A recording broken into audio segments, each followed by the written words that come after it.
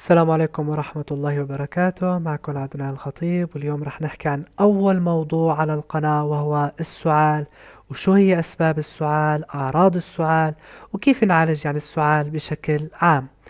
أولا خلينا نعرف شو هو تعريف السعال. السعال هو عبارة عن رد فعل طبيعية من الجسم بتساعد الجسم انه يتخلص من اي شيء موجود بالممرات الهوائية، موجود بالحلق، يعني مثلا مواد غريبة او ميوكس اللي هو مخاط او الإيريتانس. تمام. طيب، هلأ هذا السعال كيف ممكن يصير؟ بتم تحفيز أعصاب أو نهايات عصبية موجودة بالجهاز التنفسي. لما هاد التحفيز بصير عنا سعال. هلأ نجي لأعراض السعال. في عنا سعال جاف. هلأ سعال جاف هو يعتبر كمان بحد ذاته نوع. السعال جاف يعني بشكل هيك سريع بدون بلغم أو بدون مخاط. وفي عنا السعال الرطب أو اللي هو برودكتيف كف، بيكون معه بلغم أو مخاط. هلأ من أعراض السعال أيضا وهو وجود ألم. هذا الألم بيكون بالصدر أو الحلق وأحيانا بالخواصر. طب ليش هذا الألم بيصير؟ هذا الألم بيجي مع كثرة السعال. السعال المتكرر بيسبب ألم، يعني المريض طالع نازل وهو بيسعل، فهذا الشيء بيسبب له ألم. طب ايمت السعال المتكرر رح يجي وبالنهاية يعمل ألم؟ ممكن يجي مع نزلات البرد يستمر لأكثر من أسبوع، فالمريض له أكثر من أسبوع بيسعل على الطالع والنازل بيسعل، فهذا الشيء رح يعمل ألم. أيضا بيرافق السعال أحيانا صوت صفير أو خشخشة. هلأ صوت الصفير هاد بيجي مع أشياء كرونيك، أشياء مزمنة، أمراض مزمنة بالجهاز التنفسي الريسبيراتوري سيستم. مثل مين طيب؟ مثل السي او بي دي. السي او بي دي اللي هو مرض الانسداد الرئوي، أو مثلا الربو اللي هو الأزمة. هدول بترافق معهم صوت صفير أو خشخشة بالصدر. أيضا برافق السعال أحيانا وليس دائما ضيق بالتنفس. المريض بيشعر بديفيكالتي بالبريثنج، يعني في عنده صعوبة بالتنفس. صعوبة التنفس بترافق شو طيب؟ بترافق مثلا حتى بترافق السي او بي دي او الربو. بترافق كمان التهاب الشعب الهوائية اللي هو البرونكايتس. بترافق كمان مع النمونيا. هدول الاشياء بيعملوا ضيق بالتنفس. ايضا ممكن يرافق السعال بحة بالصوت. هلا بحة الصوت مرتبطة بشكل عام، لما المريض يكون عنده common cold اللي هو viral infection، عدوى فيروسية. العدوى الفيروسية بتعمل للمريض بحة بالصوت. طيب هلا نجي لأسباب السعال. أسباب السعال كتيرة. مثل شو طيب؟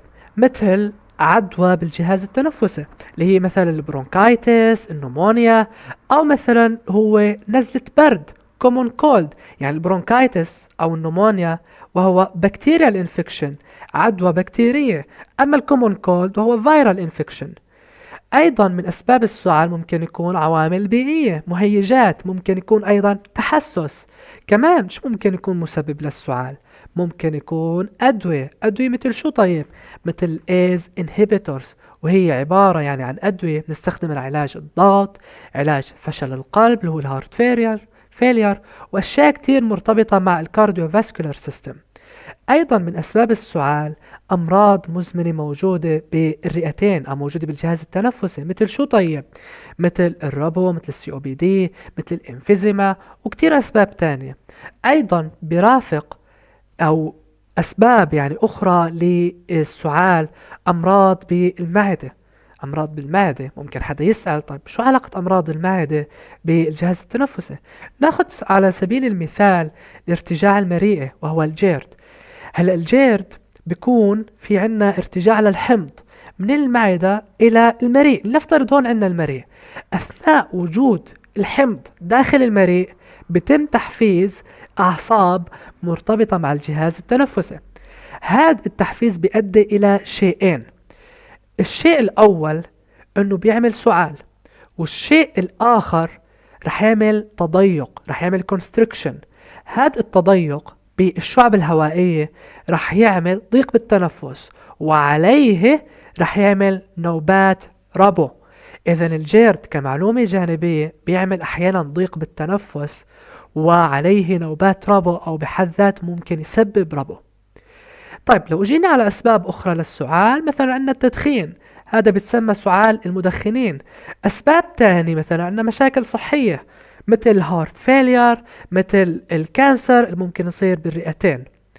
طيب نجي للشيء الآخر المتعلق بالسعال، وهو أنواع السعال. أنواع السعال يعني في عندنا نوعين بشكل أساسي، وهو السعال الجاف والسعال ببلغم، وهو البرودكتيف كاف. تمام. هلا السعال الجاف بشكل عام يعني ما معه مخاط، بيكون مترافق بشكل عام مع مشاكل بالجهاز التنفسي، مشاكل بكتيرية بشكل أساسي، يعني التهاب بكتيريال انفكشن سواء كان بالحلق أو كان بالريسبيراتوري سيستم. أما السعال ببلغم مترافق يعني كمان بشكل عام بنزلات البرد، الكومون كولد. تمام. وأحيانا ممكن يكون كمان مع التهاب الشعب الهوائية. طيب علاج كل واحد منهم رح نحكيه هلأ بعد شوي. أيضا عندنا تقسيمة أخرى لأنواع السعال تتحدث عن المدة الزمنية اللي بيضل إلى السعال يعني مستمر. عندنا يعني السؤال أو السعال آسف السعال الحاد الأكيوت، هذا السعال بيستمر لأقل من 3 أسابيع، بيكون مترافق يعني بشكل عام مع عدوى بالجهاز التنفسي أو أليرجيك حساسة. النوع الآخر بنسميه السب أكيوت كف، بضل يعني من 3 أسابيع ل 8 أسابيع. هاد مرتبط مع الكومون كولد، يعني ممكن تلاقي مريض اجاك وحكى لك بيحكي لك يا دكتور انا الي بسعل مثلا سعال جاف الي حوالي 4 أسابيع، شو الحل؟ هذا السعال مأثر على نشاطي اليومي، مو مخليني اعرف نام، ممكن احيانا يسبب لي استفراغ. ليش؟ ممكن يجي يسألك طب ليش؟ بتحكي له انت هل كان عندك نزلات برد بالفترة الماضية؟ على الأغلب راح يحكي لك نعم كان موجود. فإذا بتحكي له هذا هو السبب، نزلة البرد الكومون كولد اللي كانت عندك أو الإنفلونزا اللي كانت عندك هي اللي بتعمل هذا السعال بيستمر لعدة أسابيع. بيروح لحاله؟ ممكن يروح لحاله، بس أنت كصيدلاني بتعطيه دواء يخفف عن المريض مشان ما يضل يتعذب أكتر يعني لفترة أطول. وفي عنا الكرونيك كف، من اسمه كرونيك كف يعني رح يترافق مع كرونيك ديزيز، مع أمراض مزمنة مثل الربو، مثل التدخين المزمن، مثل الجيرد، وأيضا مثلا بترافق مع السي او بي دي، ممكن يترافق مع الانفيزيما. هلا هون يعني كصورة وضعتها تتحدث عن أسباب أخرى للسعال المستمر أو السعال المقاوم، اللي هو يعني اسمه persistent cough، اللي هو السعال بيستمر لأكثر من أسبوع. في أسباب تانية غير اللي ذكرتهم أو مرتبطة مع اللي ذكرتهم من شوي. السبب الأول هو البوست نازل دريب، يعني في مخاط بينزل من الأنف على الحلق. هذا البوست نازل دريب شو مرتبط؟ مرتبط يعني بشكل عام مع انفكشن بالأنف وهو الساينوسايتس وهو التهاب الجيوب الأنفية. أيضا حكينا يعني الكاف المرتبط مع الربو، أيضا الأسيد ريفلكس اللي هو الجيرد. كمان عندنا الووبين كاف، الووبين كاف ممكن تعمل سعال يستمر لأكثر من أسبوع وهو البيرزيستنت كاف. برافق الووبين كاف فوميتنج استفراغ. طيب نجي للجزئية مهمة جدا بعلاج السعال وهي بتهمنا نحن كتير كصيادلة، وهو كيف نعالج السعال. أولا نفس ما حكينا من شوي عنا نوعين أساسيات للسعال، سعال جاف وسعال ببلغم. الدراي كاف اللي هو السعال الجاف بينقسم إلى فرعين، السعال الجاف خلينا نسميه الريجولار أو النورمال اللي هو العادة، وفي عنا الالرجيك كاف أو خلينا نقول الالرجيك دراي كاف، السعال الجاف التحسسي. نجي للفرع الأول وهو السعال الجاف العادة. شو الدليل اللي نحن ممكن ناخده من المريض حتى نحكم على المريض انه هو عنده سعال جاف عادة؟ السعال اللي عنده بيكون ليل ونهار نفس الرذم، نفس الفريكونسي، نفس الحدة، ليل ونهار نفس السعال، يعني لا زاد بالليل ولا زاد بالنهار. عدد المرات اللي سعل فيها بالنهار تقارب عدد المرات اللي سعل فيها خلال الليل. طيب والعلاج بهيك حالة؟ العلاج نعطيه مضاد للسعال الجاف انتي دراي كاف. مثل مين؟ طيب مثل كمثال يعني بيوتاميريت ستريت. بيوتاميريت ستريت متوفر على اسم تجاري يعني وهو الساينيكود لشركة نوفارتس، متوفر على شكل شراب ومتوفر على شكل نقط. هلا هاد الشراب بنعطى من عمر 3 سنين فما فوق. أما النقط بنعطى من عمر شهرين وحتى 3 سنين. طيب هلأ النقط كيف تعطى؟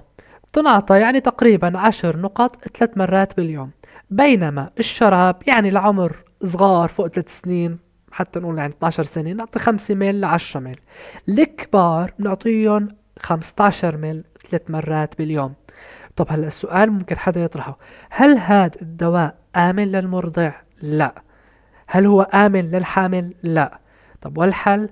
الحل بنعطيهم أدوية آمنة أكتر، رح نحكي هلأ عنها لقدام شوي. نجي للفرع الآخر وهو السعال الناتج عن التحسس، السعال التحسسي، الالرجيك دراي كاف يعني. هذا السعال العرض الرئيسي الخاص فيه أو الدليل اللي نحن ممكن ناخده حتى نحكم على أنه المريض عنده سعال تحسسي، أنه هذا السعال بيزداد سوءا أكتر بالليل. يعني عدد المرات اللي بيسعل فيها المريض بالليل أكتر من عدد المرات اللي بيسعل فيها بالنهار. يعني المريض ممكن يجي ويحكي لك أنه السعال اللي عنده سعال جاف ما عم يخليه ينام، أو ممكن حتى من قوة السعال عم يزداد بالليل يؤدي إلى استفراغ. فهذا هو الدليل الخاص بالسعال التحسسي. الحل من اسمه allergic dry cough، إذا بنعطيه أنتي هستامين، بنعطيه مضاد للتحسس.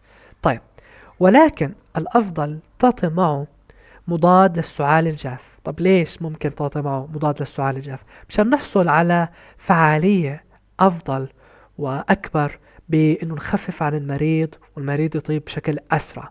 طب يعني هل لو أعطيته أنتي هستامين لحاله ما راح يزبط؟ راح يزبط، بس نحن بنقول في شيء كويس وفي الأكوس، في الأفضل، في شيء منيح وفي الأكثر أفضل، يعني الأكثر منيح يعني. طيب فالأحسن نعطي معه أنتي هستامين مع أنتي دراي كف. أنتي هستامين مثل شو؟ طيب مثل الستريزين المتوفر على اسم تجاري وهو الزيرتك. تمام. طيب كم مرة بنعطى الستريزين؟ بنعطى مرة واحدة مساء. طيب هلا ممكن سائل يسأل ليش بالتحديد مساء؟ هل لو أخده بالنهار ما رح ينفعه؟ طيب هلا الهستامين موجود بالجسم بشكل طبيعي وبينفرز أكتر شيء بالليل، المساء بصير إفراز الهستامين يزداد. فنحن بنستغل اللحظة أو الفترة اللي بيكون الهستامين بالبيك تبعه بأعلى تركيز لإله، وبناخد القرص وبنضربه وهو كتير، هو عددهم كتار. تمام. بينما بالنهار بيكون تركيزه منخفض أكتر، منخفض أقل يعني. فلو أخدوا بالنهار نعم فعال، ولكن المساء فعال أكتر. وبنعطي معه مثلا بيوتاميريت ستريت الساينيكود. نيجي للنوع الآخر من السعال وهو البرودكتيف كف أو الميوكاس كف، وهو السعال ببلغم. الدليل عليه بشكل أساسي معه بلغم. هاد السعال اللي ببلغم بيزداد بشكل أساسي يعني وقت الصباح، الصبح بتلاقي المريض بيسعل أكتر شيء ببلغم. الحل نعطيه مضاد للسعال ببلغم. طيب شو الأدوية اللي ممكن نعطيها للمريض اللي عنده سعال ببلغم؟ ممكن نعطيه جوايفينيسين. جوايفينيسين هي مادة طاردة للبلغم expectorant، متوفرة على شكل كبسولات. تمام. ومتوفرة أيضا على شكل حبوب، ومتوفرة على شكل شراب أيضا على شكل سيرب. كيف بنعطى؟ يعني الجوايفينيسين بنعطى كبسولة مرتين يوميا، أو ممكن نعطي المريض أسيتيلسيستين. أسيتيلسيستين متوفر على الاسم التجاري الإكزوماك، بنعطى من عمر سنتين فما فوق. هلا اللي عمره سنتين لحد 12 بنعطيه كيس مرتين باليوم. أما اللي عمره فوق ال 12 سنة بنعطيه كيس 3 مرات باليوم. الجوايفينيسين وأسيتيلسيستين تمام يعتبروا اكسبكتورنت، بينما أمبروكزول اللي ممكن كمان نعطيه للمريض أو الليبلاب يعتبروا مذيبات للبلغم، مذيب للبلغم. أمبروكزول تمام متوفر على شكل شراب ومتوفر أيضا على شكل حبوب. الاسم التجاري اللي عندنا وهو ميوكوسولفان. ميوكوسولفان موجود على شكل حبوب وموجود على شكل شراب. ميوكوسولفان هل يعطى العمر أقل من تحت سنة؟ نعم بينعطى للي عمره أقل من سنة، يعني ممكن نعطيه 2 مل مرتين باليوم. تمام. الكبار رح نعطيهم 15 مل أو معلقة كبيرة 3 مرات باليوم. نجي لشيء آخر ممكن نعطيه وهو اللبلاب. اللبلاب عنا اسم تجاري له وهو البروسبان. البروسبان متوفر على يعني دوسج فورم كتير هلا بنحكي عنهم. البروسبان هذا هو شكل البروسبان. تمام. هلا لو اجينا على البروسبان وحبينا يعني نشوف بشكل عام شو في دوسج فورم من شركة بروسبان بحد ذاتها. في عنا ستيك. هاي الستيك البروسبان او البلاب متوفر على شكل ستيك. الستيك هاد بنعطى من عمر 6 سنين فما فوق. من 6 سنين وحتى 12 سنة بنعطى ستيك مرتين باليوم. اما الكبار حياخدوا ستيك 3 مرات باليوم. بتوفر ايضا على شكل نقط. هاي النقط بتنعطى من عمر سنة فما فوق. سنة حتى عمر أكبر. من سنة إلى 4 سنين مثلا بنعطي 12 نقطة 3 مرات باليوم. وأيضا ممكن يعني هو موجود على شكل شراب اللي شفناه صورته من شوي. بنعطى بنعطى من تحت عمر السنة. ممكن نعطي 2.5 مل مرتين يوميا. والكبار يعني بنعطيه مثلا معلقة كبيرة. متوفر أيضا على شكل تحاميل. طيب هون موقع الشركة بيقول انه بينعطى تحت عمر السنة مرتين باليوم. ولكن لو طلعنا هون بنلاقي مكتوب التحميلة حجمها اصغر والمتوفرة بالسوق بالاردن حجم الريجولر حجم كبير. طب والحل؟ الحل لما بدي اعطيه لمريض او طفل عمره اقل من سنة نعطيه نص تحميلة مرة او مرتين باليوم. هذا كان يعني فيما يتعلق بالبروسبان او فيما يتعلق بالسيرب او فيما يتعلق باللبلاب. طيب نجي لملاحظات نحكيها عن طارد البلغم ومذيب البلغم يعني كفرق بيناتهم. طارد البلغم او المقشة او اللي هو نفسه الاكسبكتورانت شو هو؟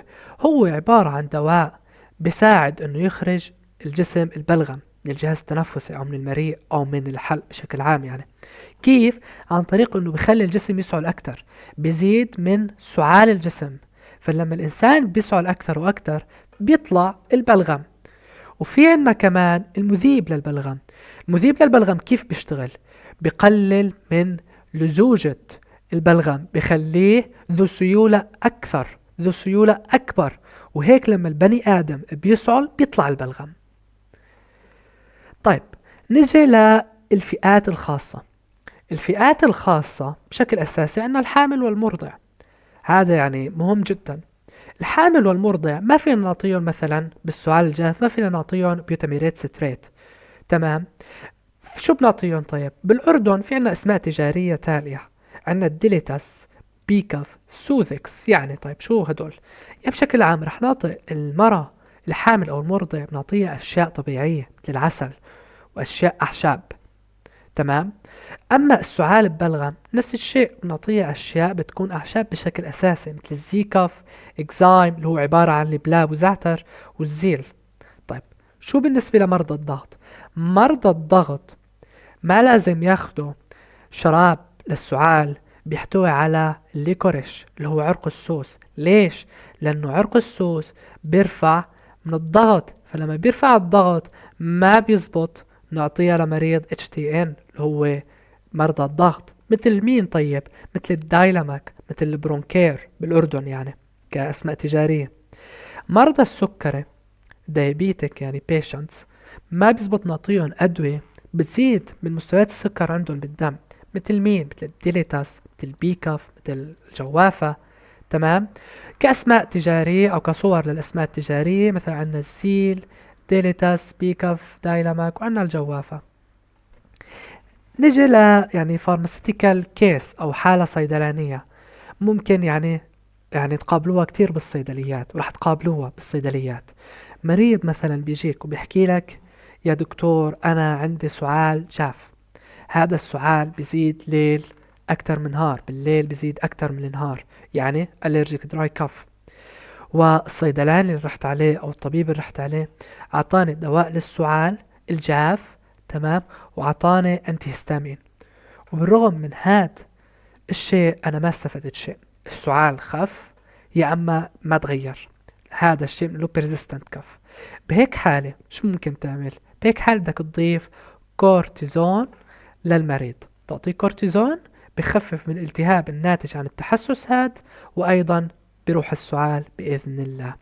ولهون بيكون يعني خلص شرح السعال، والسلام عليكم ورحمة الله وبركاته.